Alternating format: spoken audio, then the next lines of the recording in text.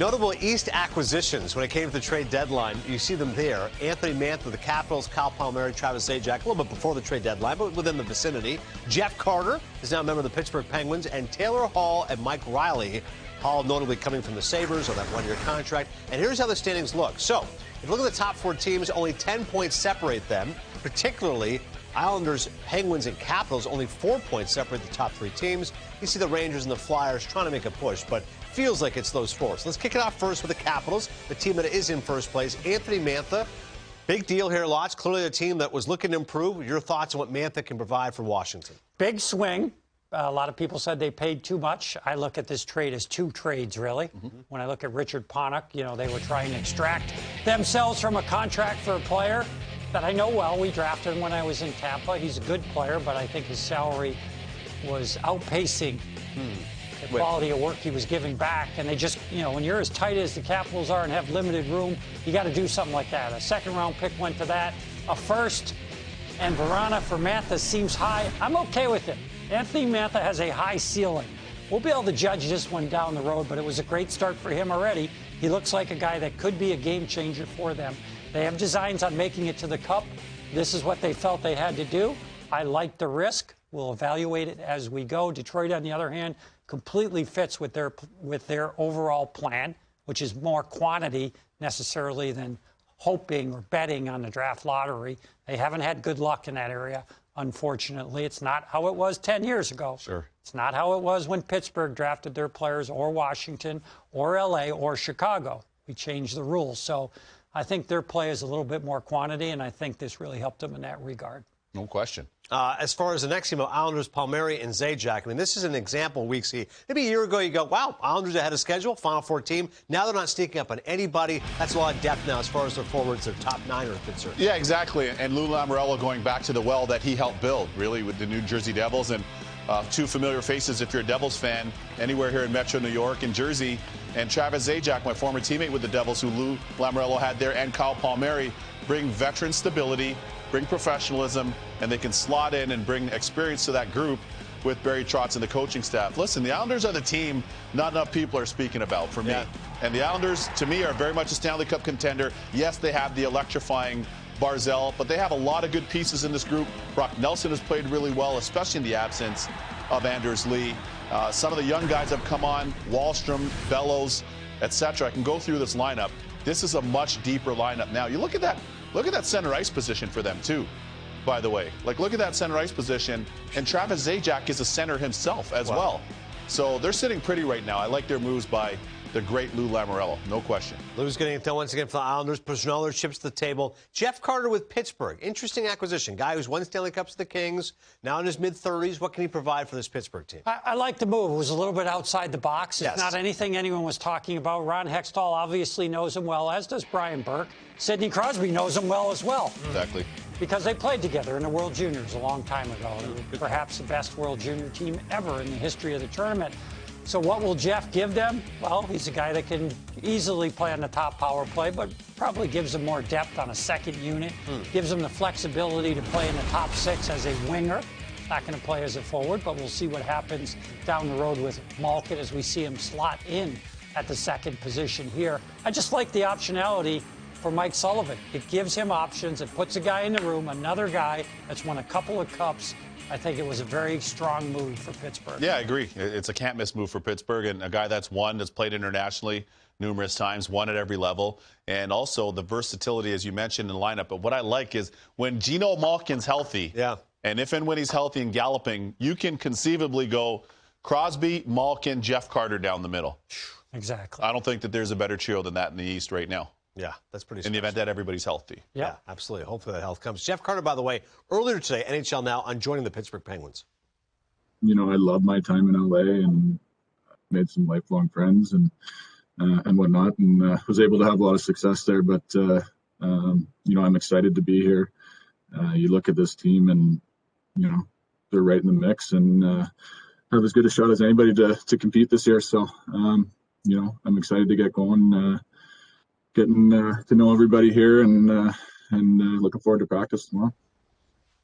All right, you guys espouse the virtues of Jeff Carter. Weeks, when you analyze the team, what's your biggest concern when it comes to the Penguins? They've obviously been a lot different once Hexie and Burke took over.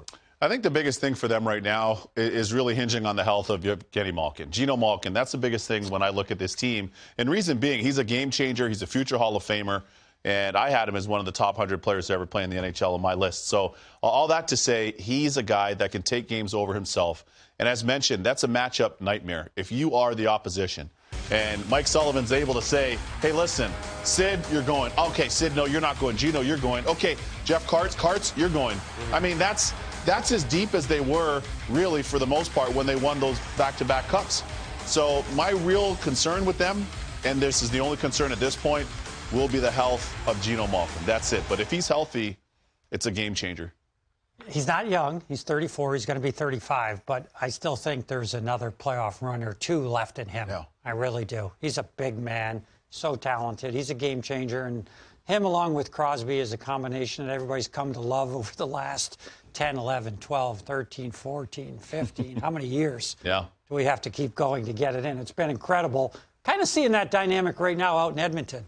Yeah. To me, that's kind of Draisaitl, McDavid are a version of what Crosby and Malkin started off as. Electrifying offensive players, hopefully win 3 cups. But I know where you're going with it. You got the consummate player in Connor. He's just doing everything right. And you got Draisaitl, who's a little bit more freelance. And that's how I look at Geno. I like that comp. And it paid huge dividends for them over the years. So maybe it will for the Edmonton Oilers. And all 4 MVPs, too, right? Have been league MVPs. That's a good point. Right? All won Hart trophies. So, pretty incredible. Good point, Lots. Last time we talked in the East as far as trade deadline concerns, Boston Bruins. So Taylor Hall, the major one here, Curtis Lazar, Mike Riley as well. Boston starts out weeks, they're the #1 team, at least in the East. Then they slip terribly. We're really slumping. Now it looks like they've kind of righted the ship. They actually have the edge over the Rangers and the Flyers. But Hall is the big one here. Listen, this guy's a former Hart Trophy winner. He has not panned out the last couple of seasons. Maybe he gets revitalized in Boston. And I would think he needs to prove something. He's a UFA. All those things make sense. You don't see him as traditional number 4. He's rocking 71 and actually rocking it well. But here's the thing. I'm looking to see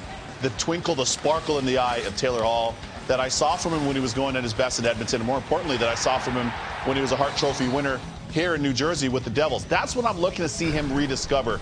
That jam, the pace, the hunger, every shift going over the boards, get me the puck, get me the touches. That's what I want to see rediscovered for him. And, hey, listen, let's be honest, too. The simple fact that this is an expiring contract for him. He's in his contract year. So he can erase the slate for what's been a disappointing year for him, really a disappointing year and a half, by having an outstanding offseason, or postseason here, rather, with the Bees. But I'd also say Curtis Lazar gives them something, too, because they struggled in their bottom 6. Yeah, they just needed some depth, to be honest with you. They lost Noel Acciari, a guy that was a valuable player down on that bottom line, and who could bump up to the third line as well. Hopefully Lazar can answer that. In terms of Taylor Hall, there's just one thing I'm looking for him, and that's for that leg strength to return. When I see that, I'll feel good. I didn't feel it. I thought it was a great deal for the Bruins. Sure. You know, this is a worthwhile risk for them.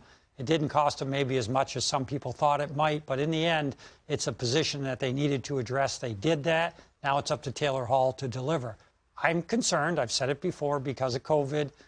He was a guy that had it, like 2 other players. I've said Zibanejad already, and we can add Samsonov to that as well. Right. A guy who hasn't quite had that pop. Yeah. He's had a lot of erraticness in his game. So when I see Taylor Hall flying around, I'm going to feel really good about his game. That guy that you know that's a beast. He's a little bit on the edge, playing reckless. I haven't seen that out of him this year. I'm hoping that getting with a veteran group, playing on a team that's headed for the playoffs, lifting him up a little bit, he might get some energy from that. But I still question whether or not he's at where he needs to be. That is just a theory. We'll find out. But I watched every shift of his first game. I like some parts of it. I haven't seen him back to where he was. And one last thing to focus on here is the New York Rangers, and not necessarily in terms of trade deadlines, but do they have enough right now? They're 4 points back of the Boston Bruins. They're 2 points up from the Philadelphia Flyers. Lots, obviously, Philly has fallen off. They had a disastrous March. I mean, their save percentage is .876 for the year. That's the worst in hockey. Penalty killing's bad, etc. For the Rangers, though, you mentioned the fact they've had a boost, not only with Zibanejad revitalized, but obviously Artemi Panarin is back. Can the Rangers do enough to catch? When I watch the Rangers, I feel really good about their team. Yeah. I like their young players. I think they're coming. I don't know if it's going to happen this year. I think it's doubtful just by the math, but it doesn't mean it's impossible. But I still like them. I like everything they're doing. I like the direction they're headed in. I think their future's incredibly bright. They've rolled out this incredibly young D, and they've withstood the pressure much better than I thought they would, to their credit. It's tough to roll out that many young D. Adam Fox has exploded. I'm a big-time believer in the New York Rangers. Yeah, I'm bullish on them, too. I mean, Fox has become a star player for them, and he will be a superstar in this league when you look at the numbers that he's putting up. Here he is here out of Harvard.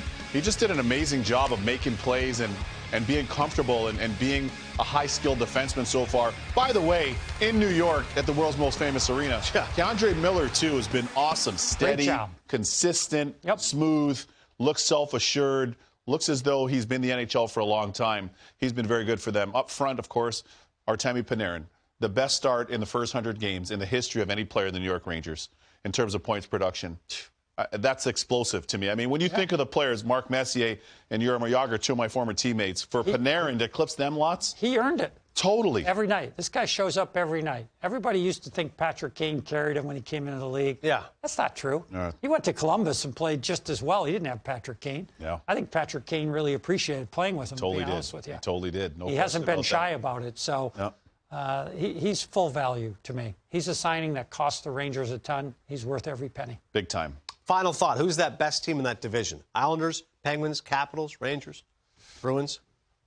Game to game for me, it's the Islanders. Game to game. And the reason why I say that, and there are other teams that can outscore them. Don't get me wrong. There are other teams. Pittsburgh can outscore them when they're going. Washington, same thing.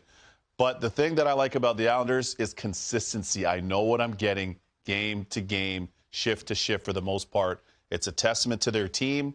Lou Lamoriello, I can't say enough about him, and Barry Trotz and that coaching staff, I can't say enough about them either. They're seeking their first division title since 87-88, going way back to the Patrick division. Oh, Go ahead, Lutz. No, and it's hard because Pittsburgh belongs obviously there, as you just mentioned, and certainly the Islanders, and even Boston to that matter. But I would take the Washington Capitals when it's all said and done. I'm going to bet on the magic of Peter Laviolette, that he summons from the gods one more run with a new team to the finals. He's done it before. That would be incredible this year, because it really, truly is more difficult this year than ever, in my opinion, to get out of that division. Yeah, let me piggyback that for a point. Sorry, what I love about that, too, what I will say about the Caps is they do have that jam and physicality to go with their skill, right? They got a lot of jam in that group. There's a lot of toughness.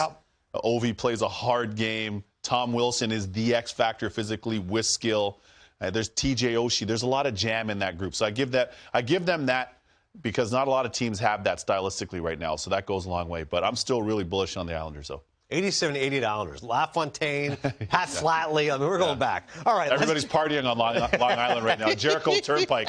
After I said that, they're going crazy on the Jericho Turnpike right now.